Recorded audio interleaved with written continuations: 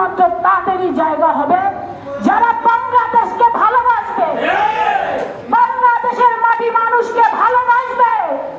যেমন আমাদের প্রাণপ্রিয় নেত্রী, দেশনেত্রী বেগম খালেদা জিয়াকে 1/11-এর পরে এবং 1/11 থেকে শুরু করে এই খুনি, এই লুটেরা, এই পালিয়ে যাওয়া নেত্রী শেখ হাসিনা পর্যন্ত অনেক চেষ্টা করেছে দেশনেত্রী বেগম খালেদা জিয়াকে কোনোভাবে বিদেশে পাঠিয়ে দিতে পারে।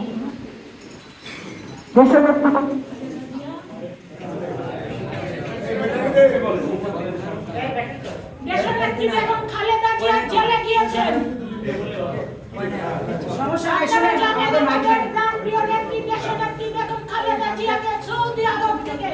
সৌদির বাদশা বলেছিলেন, নেত্রী অথবা সাবেক প্রধানমন্ত্রী, আপনি আমার দেশে আসবেন, আপনাকে রাজকীয় সমস্ত সুযোগ সুবিধা দেওয়া হবে।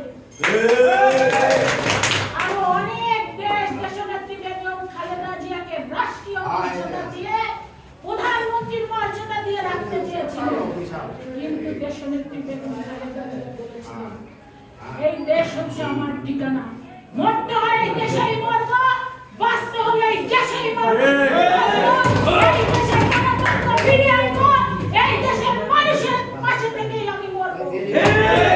এই কারণে দেশনেত্রী বেগম খালেদা জিয়ার প্রাণপ্রিয় দুটি সন্তান, আমাদের অ্যাক্টিং চেয়ারম্যান জনাব তারেক রহমান এবং তার কনিষ্ঠ পুত্র আরাফাত রহমানের উপরে জঘন্য নির্যাতন হয়েছে।